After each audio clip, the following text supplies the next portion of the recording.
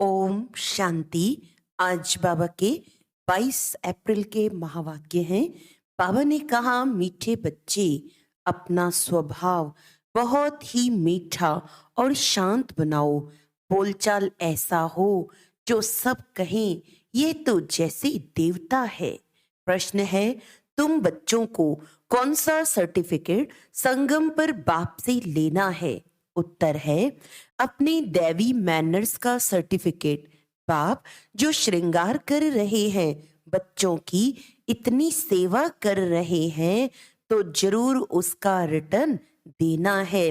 बाप का मददगार बनना है। मददगार बच्चे वह है जिनका स्वभाव देवताई हो। ईश्वरीय सर्विस में कभी थके नहीं, यज्ञ सेवा से स्नेह हो। ऐसे बच्चों को बाप भी इजाफा देते हैं, खातिरी करते हैं। ऐसे सर्विसेबल स्नेही बच्चों को देख देख बाप हर्षित होते हैं। जीत है तुम्हारे बुलाने को, जी चाहता है। ओम शांति। भक्तों प्रति भगवानुवाच्य, जबकि भक्त सम्मुख हैं और भक्त जानते हैं कि भगवान बैठकर हमको ज्ञान के गीत सुनाते हैं, वे ज्ञान की डांस कराते हैं। अच्छा, इनसे फिर क्या होगा? कहते हैं वे देवताओं के मुआफिक सदा सुखी और हर्षित रहेंगे। भगवान को ही बेहद का बाप व विश्व का रचयिता कहा जाता है। वह है स्वर्ग का रचयिता। विश्व पहले पहले स्वर्ग है, फिर बाद में नरक बनती है, तो अब है नरक। मनुष्य भक्ति मार्ग में धक्के खाते रहते हैं। भक्त भगवान को याद करते हैं। आत्मा समझती है बाप हमारे लिए स्वर्ग की सौगात ले आएंगे। वही रचयिता है। स्वर्ग का मालिक बनाने के लिए आकर राजयोग सिखाते हैं। कहते हैं बाप को और विश्व के मालिक बने को याद करो। जब विश्व का रचयिता बुद्धि में आता है तो समझा जाता है परम पिता परमात्मा नई विश्व रचते हैं। यह विश्व मनुष्य मात्र के रहने का स्थान है। बाप बेहद का मालिक है, तो जरूर बेहद की बड़ी दुनिया ही रचेंगे। कोई छोटा घर तो तुम्हारे लिए नहीं बनाएंगे। वह तो लौकिक बाप बनाते रहते हैं, यह तो नया विश्व बनाते हैं। तुम बच्चों के लिए विश्व घर है, अर्थात पाठ बजाने का स्थान है। तुम जानते हो हम भारतवासी हैं, तो घर के हुए ना। अब भारतवासी अपने को हद के मालिक समझते हैं, परंतु भारतवासी बेहद दुनिया के वासी थे। बाप बहुत अच्छी रीति समझाते हैं, परंतु तुम बच्चे घड़ी घड़ी भूल जाते हो, शुक्रिया भी नहीं मानते हो। बेहद का बाप आकर के बेहद का विश्व अथवा घर बनाते हैं, वह है स्वर्ग। ऐसे नहीं, बेहद का नरक रचने वाला बाप है। बाप तो आकर स्वर्ग रचते हैं और उस स्वर्ग का फिर बच्चों को मालिक बनाते हैं। गोया नई दुनिया, नए विश्व का मालिक तुमको बनाते हैं। इस विश्व के मालिक लक्ष्मी नारायण भारत में थे। उस समय और कोई धर्म नहीं था, सिर्फ भारत ही था।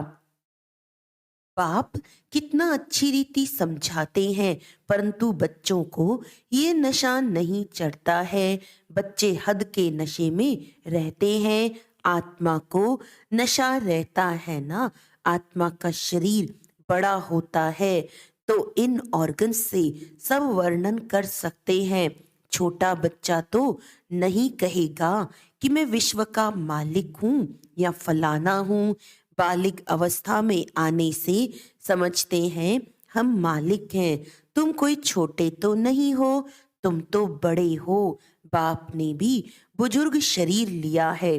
समझते हैं बाप विश्व का रचयिता है, मालिक नहीं बनते हैं। अक्षर कहने में भी कहाँ कहाँ भूल हो जाती है। बाप है विश्व का रचयिता। कहते हैं मैं विश्व की राजाई नहीं करता हूँ, सारी सृष्टि का रचयिता मैं एक हूँ। अक्षर अक्षर रिफाइन कर समझाना पड़ता है।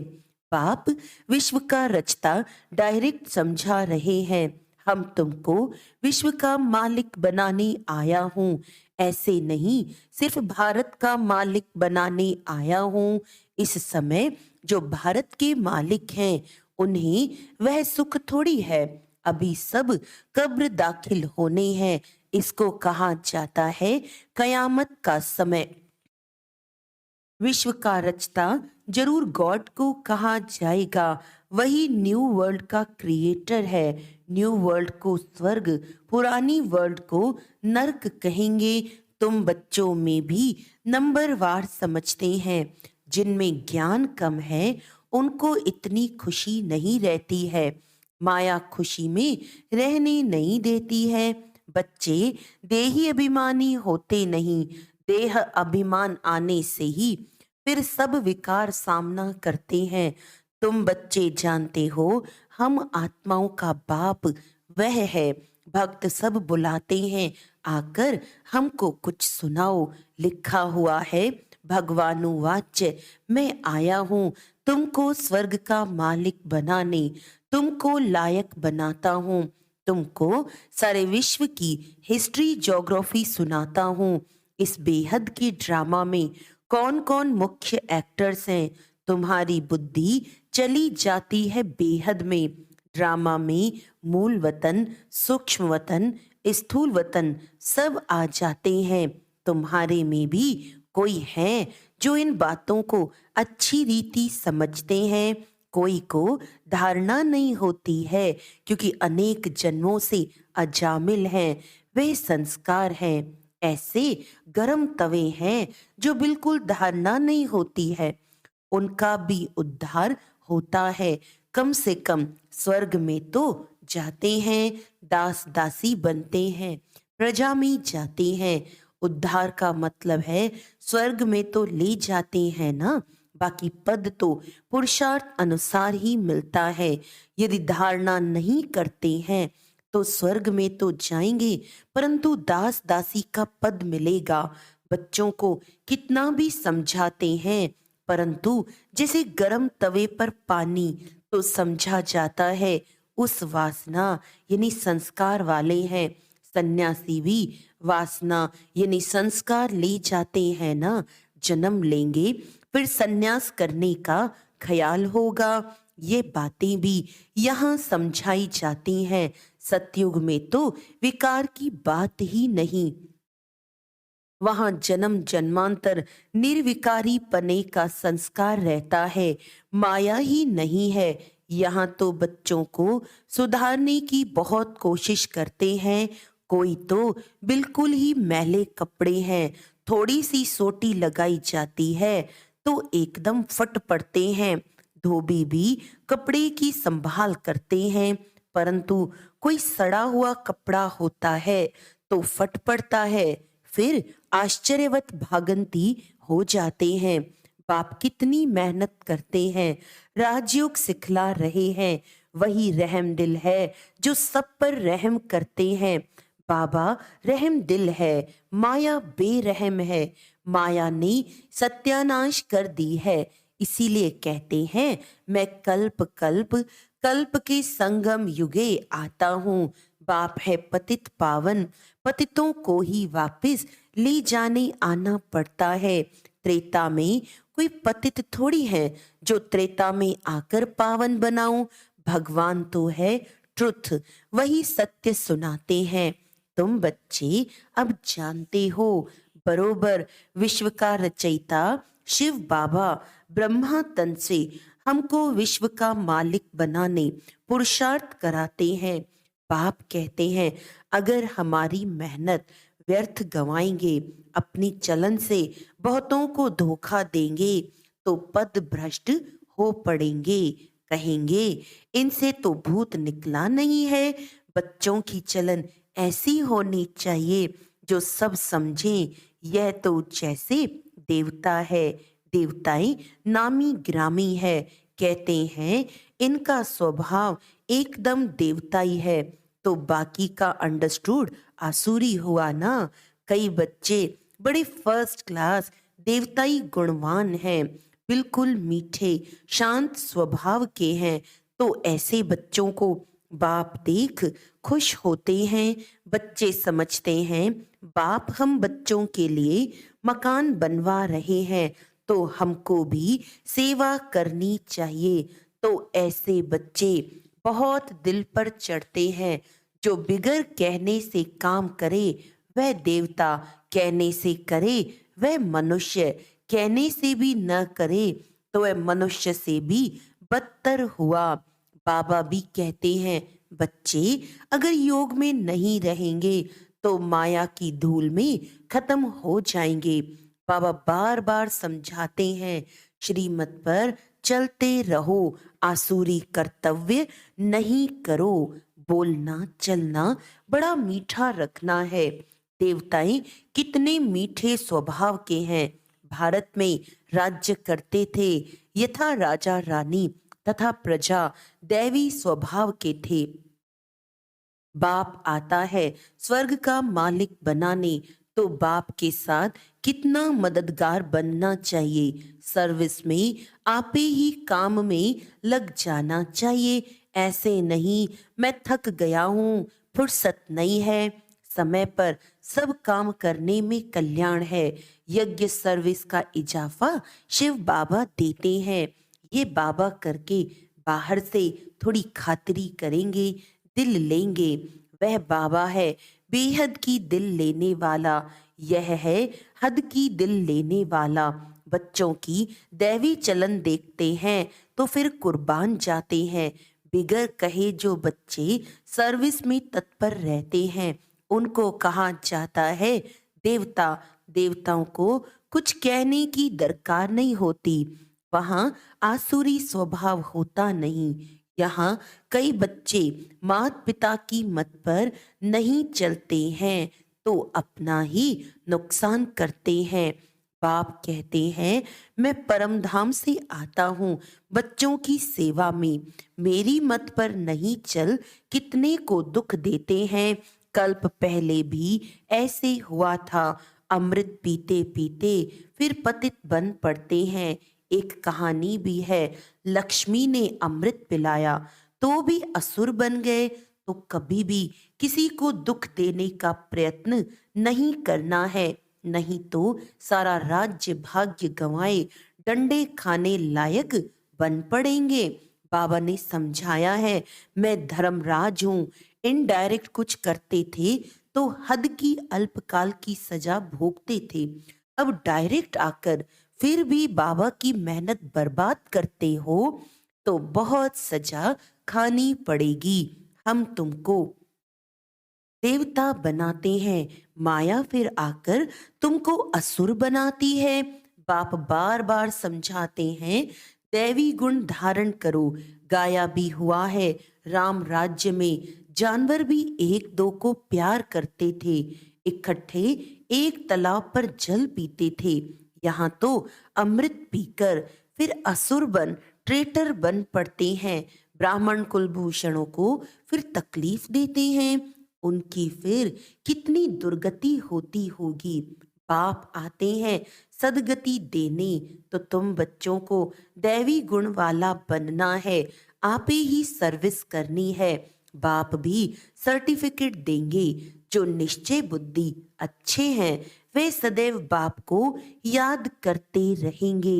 उनको ख्याल रहता है नाम बदनाम नहीं करेंगे, आसुरी गुण नहीं दिखाएंगे।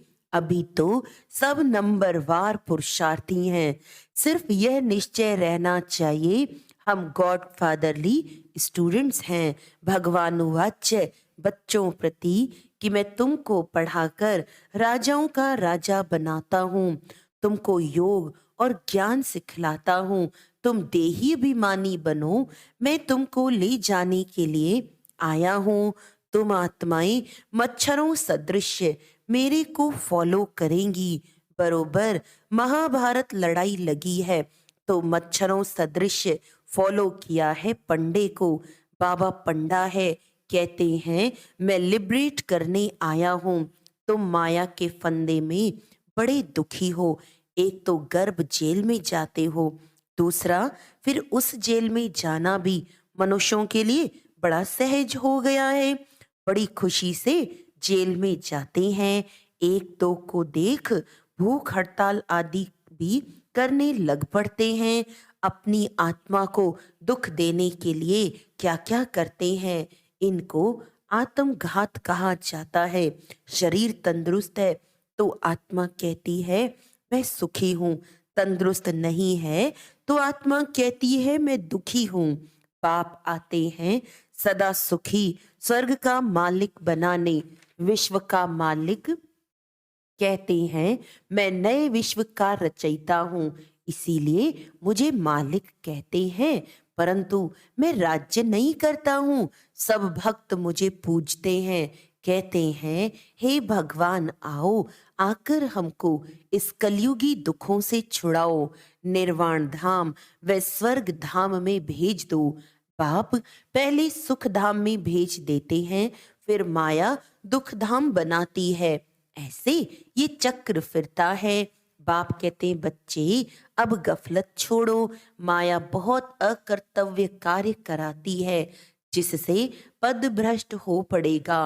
बाप को जान पहचान, उनकी मत पर चलने से तुम श्रेष्ठ बन सकेंगे, नहीं तो बहुत सजाएं खाएंगे।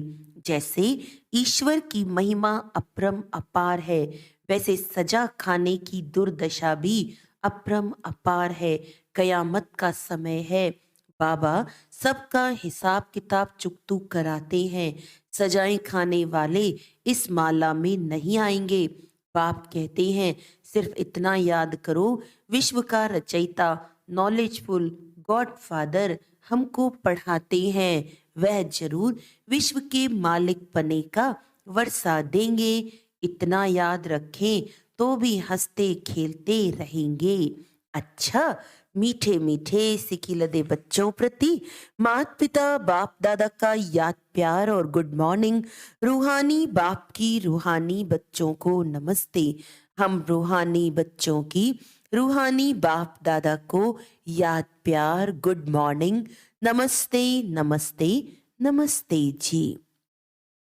धारणा के लिए मुख्य सार है अपना बोलचाल बहुत मीठा रखना है, कोई आसुरी कर्तव्य नहीं करना है, दैवी मैनर्स धारण करने हैं। बाप की सर्विस में बिगर कहे मददगार बनना है। बाप की मेहनत का रिटर्न अवश्य देना है, गफलत नहीं करनी है। वरदान है बुद्धि रूपी विमान द्वारा सेकंड में तीनों लोकों का सैर करने वाले सहज योगी भव।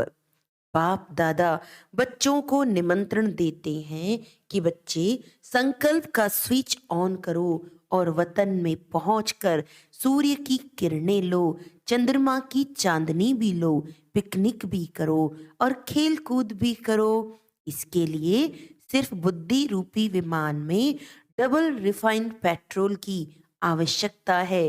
डबल रिफाइन अर्थात एक निराकारी निश्चय का नशा कि मैं आत्मा हूँ, बाप का बच्चा हूँ। दूसरा साकार रूप में सर्व संबंधों का नशा। यह नशा और खुशी सहज योगी भी बना देगी और तीनों लोकों का सैर भी करते रहेंगे। स्लोगन है श्रेष्ठ कर्म का ज्ञान ही श्रेष्ठ भाग्य की लकीर खींचने का कलम है। आज का अव्यक्त इशारा है बाप दादा सभी बच्चों के संपूर्ण मुखड़े देखते हैं।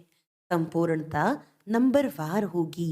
माला के 108 मणके जो हैं तो नंबर 1 मणका और 108वां मणका दोनों को संपूर्ण अर्थात विजयी रतन कहेंगे। लेकिन अपने नंबर प्रमाण संपूर्णता को प्राप्त करेंगे, उनके लिए सारे ड्रामा के अंदर वही संपूर्णता की फर्स्ट स्टेज है। अच्छा, ओम शांति।